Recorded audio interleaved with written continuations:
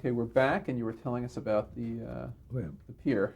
Oh, yeah. So there we were up at the pier, and the production manager, pretty well-known guy around the studios. Sam Strangis, his name was, a production manager, and he did a little directing himself, but primarily a production manager. And we were up there, and I said to him, Sam, I'd like you to shoot the sequence where he gets rid of the bomb. He runs out of the restaurant. We're there at and he says, "Come on." I said, "What are you talking about? Why?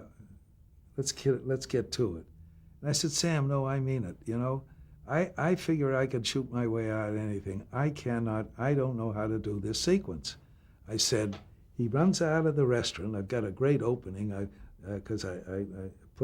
said I'd like two heavy. Here he comes with this big funny bowling ball with a long fuse, and they come running out. And in the foreground, I'll have two ladies I know, very, very. They just sit there. They're quite overweight, and the crowd empties, and they're in the foreground with these two women just eating away like nothing has happened, and they're so forth and so on. And then we cut outside, and Adam runs out, and now there's a band, and there's the pier. He can't go the other way, but because that's the end of the pier, and he has to run towards the end of the pier, and he goes, and there's the band just as he goes out. Now they've gone by him.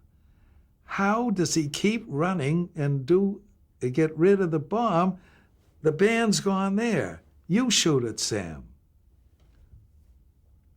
And he thought a minute, and he said, "Gee, Les, I never thought of that." I said, "But there's a way out." He said, "Okay." And then I told him. I said, he goes out, the band comes, and he runs to them, and we hear the music a little.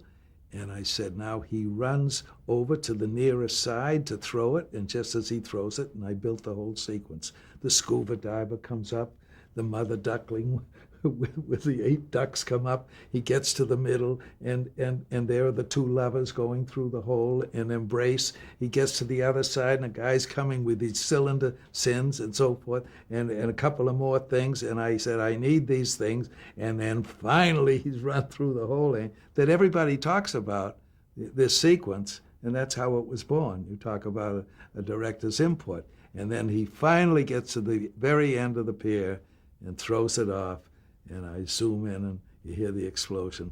Some days you just can't get rid of a bomb. And that's how we ended the interview that I was watching. But that's how you asked about director's input, and I hadn't thought of that. But that's sometimes because everybody talks about that sequence, and that's how it was born. That's a director's input. Now, in the series, the 2 episodes you did, were they 2 consecutive episodes with a cliffhanger, or were they 2 separate episodes? No, two separate. Yep. So that was later in the series? Huh? Was that later in the series when they didn't do a cliffhanger? Yeah. This was later. Yep. And what were your impressions of Adam West and Burt Ward? As I told you, Adam West, just a terrific guy. Never a problem. Never. He is just a delightful guy.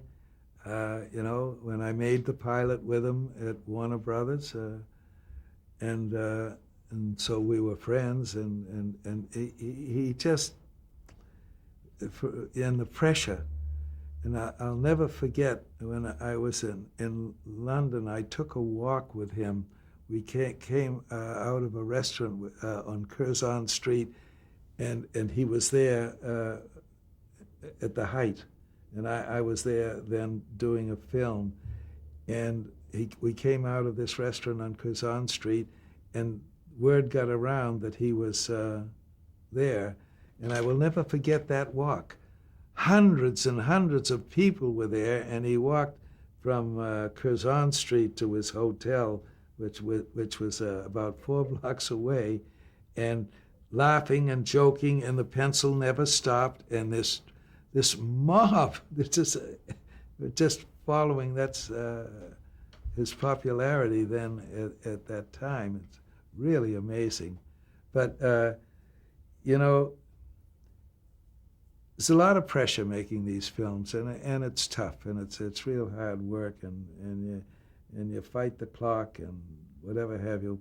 Adam, a dream, just a dream. So I can't say enough for him. Burt Ward, he was okay, but I had a few. I never had a problem with him. No, he was fine. I just didn't like a book that he wrote about Adam. I didn't care for it at all. The things that I just weren't privy to that he wrote, and I never saw, and I'm very surprised, and I don't mind saying it. I was terribly disappointed in him. But as I say, as far as doing the job, yeah, he did the job. He did it adequately, and you can't argue with success. Did you direct the episodes before directing the feature, or the other way around? Before. I did the two before, yeah. So how is the directing the feature different than directing the series episodes? No different. No more time, no more. Well, we had a schedule, and I think I shot that entire movie. I shot it for 20th Century Fox. Had a second unit to do some of the stunts, a wonderful second unit director, and shot it in 27 days. And for not very much money. Had a brilliant art director, just brilliant. He designed the submarine. He's just brilliant. As fine as anyone could wish for. And a film editor. They wanted to see that picture in a hurry. The executives did. And I think he cut that film in the entire picture. Sometimes they go months, editing it. And he cut that film, and his first cut I looked at, and a couple of nicks, and I said, ship it. Never lucked in like that. No way, yeah. It was just a great cut, and that's the way it went out. So lucky. We've already talked about Mission Impossible and Mannix a little bit. So why don't we move on to the Brady Bunch? Okay, I didn't talk about Mannix, Mike Connors, because I used to finish Mannix and turn to Mike and say, at the end of the week, do we really get paid for this week, Mike? Actors come and go, but Mike Connors, they loved him in the public, and we do these run-throughs out in the street. Hey, Joe Mannix from every corner, every side. Hey, American Californians love Mike Connors when we had so much out exterior shooting. I can't say enough about Mike Connors, except to say at the end of the week, I said, Mike, do we really get paid for this week? And he was the boss. He knew script, he knew story, and two nice producers, Ben Roberts and Ivan Goff.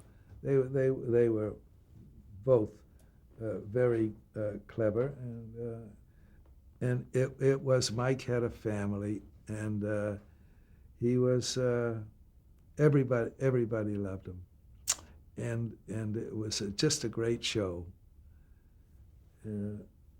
Because I have an anecdote of how pictures are made, but it'll take a little time. If we have time, I'll tell you how a picture that I made in Iran, and we finished it with Mike Connors and with Peter Graves. And then we went to Berlin, we went to Vienna, and then to Barcelona on a low-budget picture. And how it was made is interesting because the two stars were Mike Connors and Peter Graves. And it's a cute little backstory, but I know you have to go on. We want to stick with some of the TV stuff Yeah. for right now. Now, on the Brady Bunch, you've directed some of the Oh, yeah. classic episodes, some of Yeah. the episodes that the Well- series is remembered for. Well, one of them in particular, and it's the only time I ever acted in a picture. And when you mention it, and the devotees who really watch the show, because it was a 5-day shoot instead of 3, and we shot it in Ohio at a park like Disney's, and it was kind of a classic. It just had it all, and an actor didn't show, and I played I had to play a little part. It's the only time I've ever acted in my career. And I played an executive sitting at the table, and I had the script all out there and the lines all mine. I said, "Oh, Joe," and I could kind of look down when something was being said and get the cues. I wasn't. Yeah, and I acted in that, and he lost his. He lost his plans, and we just took them all around the park and had them trying to find it and so forth. And the cast was all wonderful, and it had great production. It was 5 days, and it was a great family. I just so enjoyed doing those episodes. Everybody, it's remarkable. Every one of those kids were wonderful. Not a bad egg, and that's hard to get. And Sherwood Schwartz was, and his son Lloyd. They were great to work with, and they were the show. And the scripts were good, and they apparently liked my work, and that's why they called me to do Gilligan's Island. And I read the script, and again, you ask about a director's input. I saw a lot to be desired after I read the script, and I think the reason I got the assignment, a number of directors were interviewed, was because of my input. I literally rewrote a great part of the, of the script. I made a number of contributions, and they read it and agreed with everything. And so you always ask about a director's input, and I don't think Sherwood would disagree with what I had to say, because obviously I did it, and you mentioned that you saw it, and it's one episode that they run, I think, more than anyone, because they always remember. But it just goes to show you what 2 more days will do, and a good script, and it's hard to lose when you're lucky to get one, and the time to make it. So would you say the disadvantages of having to be on location were offset by the extra time that you got to do it? Oh, yeah. Yeah, and it wasn't easy because we didn't have, the crowds were just, we didn't have anyone for crowd management. And it was really something, but well, as you see, we got through it and got a very funny show out of it, yeah. And then you also did Love American Style, which we talked about a little bit. You bet.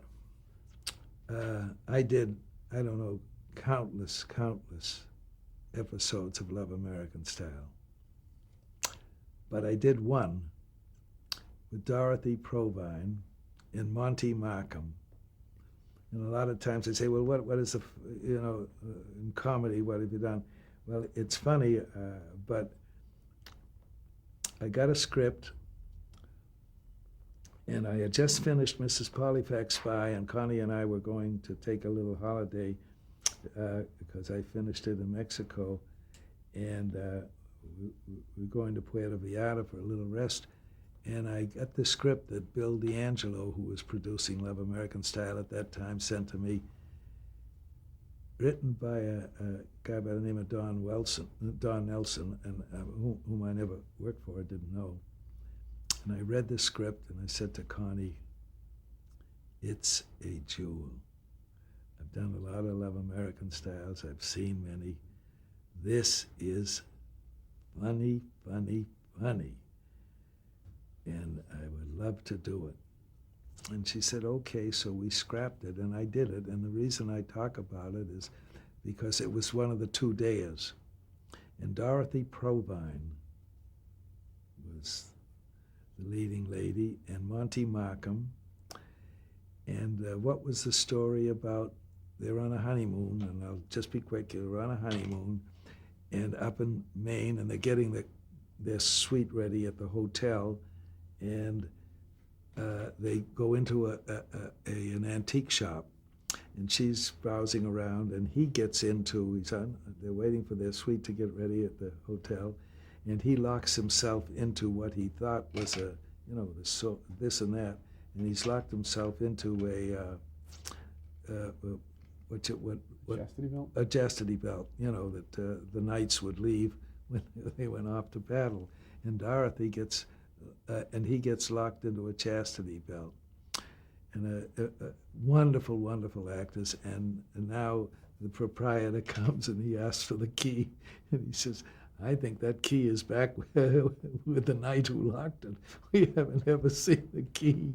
And now they go to the hotel, and he's in the chastity belt, and there are two marvelous characters, fine actors, on a switchboard, and the innuendo that went on. And it was very delicate in those days. If I went one bit over, the Hayes office, whatever, and it was absolutely foot for foot, and I didn't have to change a line, the most hysterical, and they run it all the time. And so that's one episode, but I did of that, and it was it's I say, when they say get to comedy, foot for foot for 18 minutes, point for point and so forth. It's just classic. You just and just the way I hoped it would come out, and they run it more than many of the others. Yeah, but I had a great time. I worked with Sonny and Cher. I did Sonny and Cher on the, and all the celebrities were. Yeah, and it was a great show, and it certainly had a wonderful run. So that just had to tell you about, that one, what I thought, no director input at all. I just do it to direct it, but when it's there in the script, and you have the horsepower in the actors, then, it's a piece of cake. And then you also did, around this time, Cannon, which is Yeah. certainly different than those other two shows. Yeah, oh yeah, Bill Cannon, Bill Conrad, yeah, a wonderful fellow, great director himself, fine director, directed early westerns. And then when he came over to Warner Brothers, he then came to Warner Brothers, and he was very close with Jack Webb, and so he did a lot of work. He came over and did a lot of work at Warner Brothers when Jack Webb, at least for that 1 year. And he was a very fine, well, it was a great show and a big success, but as a director himself, he was a speed demon. He directed a lot of shows, and shows that were going over 2 or 3 days, and he got them down to 6 and 5, and then I came over and they sprung me free to get on a show that was a trouble, and I got them down to 5, and then he got them down to 4, 2 days under. That's Bill Conrad, the actor. And and I directed his last segment, and he had never, I directed him in the very last segment of that show, Cannon, that was on, I don't know how many years. And he said, on a Friday night, he said, they've renewed the show, and I hope to see a lot of you, Leslie. Here we were directors in the same, and I never knew, I wasn't aware. That's and I was very proud of that for Bill Conrad to say to me, and that's what he said. And I said, Bill, I certainly enjoyed it, and I'm glad you feel that way. And that was on a Friday, and he was told the show was picked up, and on a Monday, that over the weekend, the network canceled the show. And so I never got to do anymore. That was the last year. And here, that's a terrible blow to tell, no, your show is picked up, and then told it was canceled. That's the sad saga of Cannon. But he was very, very talented and lovely to work with. Just an old pro. Could you tell me some of the challenges of directing an action show? Yeah, you better. You better know what you're doing. Stuntmen, I've worked with so many of them, and when you get into action shows that entail, stuntmen, it's they're the most dependable creatures. They're such extraordinary men. I just remember so many at MGM. In all those years, I held script, and then of course with Roy Rogers, all the great stuntmen that I worked for, and then through the years, and so forth, and like in Wonder Woman, the family that did all the stunts, the Eppers family, and he was just a leading stuntman in ever so many shows, and the stuntmen in so many pictures, and Batman, tremendous in the movie, that submarine duel. It's the only time I came close to losing a stuntman, but not through an accident. He slipped in the sword duel in that submarine. It was in a 3-foot tank.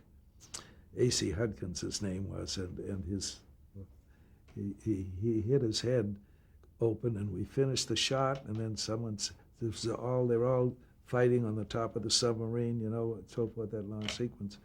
So where's AC? And he had slipped off and cracked his whole head open, and they rushed him to the hospital.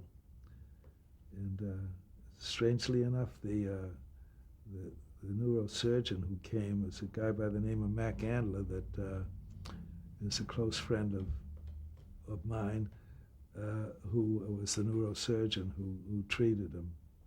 The first man to get to him at Cedars-Sinai here. But AC recovered, but it's something you never see. His head was just wide open, and he never did stunt work again, but at least he survived and kind of had a normal life. So what can you tell me? You also worked on the $6 Million Man. Well, the little story about that was I did, and I was Sam Strangis again was the production manager on that, who was, the production manager on the Batman movie, and I only did a couple of episodes, but I did one episode with a wonderful actor named Saxon, John Saxon. Call the name.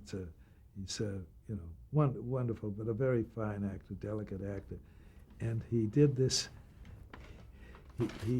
We had an 8-minute fight in this particular episode, and that's a long time. That's a tremendous amount. I think it ran 7.5, 8 minutes. And, and the doubles were filling in, and then I'd go and get the close shots of John. That's how we do it, and so forth. And John was a very fine actor, but everybody saw the $1 Million Man, $6 Million Man, at that time. The opening shows, the first 6, they're just tremendous audience, got tremendous ratings. It was such a big show, and I saw him. I was sitting in back of him at a theater one night, and he was just sitting right in front of me, and I tapped him on the back, and I said, "John, hi." And he turned around and he said, "Oh, Leslie, hi." And then he took a little beat. He said, "I'm not talking to you." And he turned away, and I tapped him on the back. And I said, "What do you do?" He says, well, it's been a long time since $6 Million Man. I've been known as an actor, as an actor's actor. And he said, the only thing anybody can remember me for was that $6 Million Man and that 8-minute fight. Get away from me. That's my little John Saxon story about $6 Million Man. But, it was a very successful show and had a wonderful run. And can you tell us a little bit about working with Lee Majors? Yeah, he was fine. Lee was a real old pro. What do you want? That's what you got. Tell him what you want, so forth. Absolutely. No, what you really see, he is very, very nice. Nothing. He can't say any more about him. That he's very pleasant, a real old pro, always there. Do you know how that? Knew his lines. Do you know how that bionic sound effect was made that they used to use? Haven't any idea. No, no. And you also did Wonder Woman.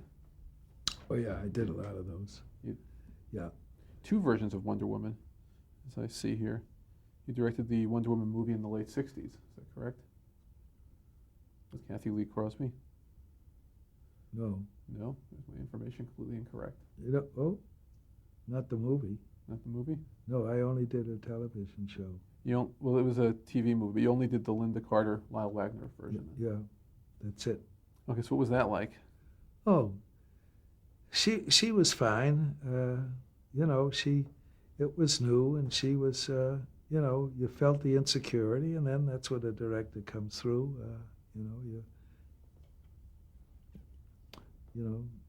Had to go with kid gloves, and Linda, that's fine. And say, are you sure? And yes. Said, come see the dailies. Be pleased. So that type of thing, until she then got into it.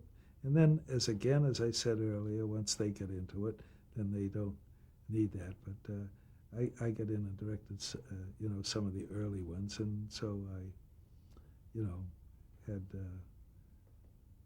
and one of the Eppers, the famous Eppers, the family who do all the stunts, she did all her stunts for her, and it was a very pleasant experience. Let's see, and again, Charlie Fitzsimons was the line producer of it, and he, is the gentleman I told you about. He's Maureen O'Hara's brother, oddly enough. John Ford brought him back from Ireland.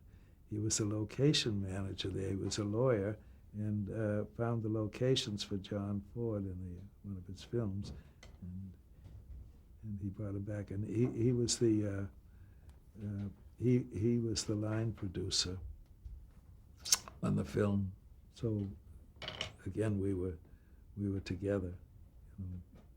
But and she, as I say, she was, very, very pleasant, and she was quite nervous at first about the show, and naturally, as they are. And then once they get into it and they know that it's successful, it makes it a little easier on everybody. Okay, I think we're going to stop here and change tapes again.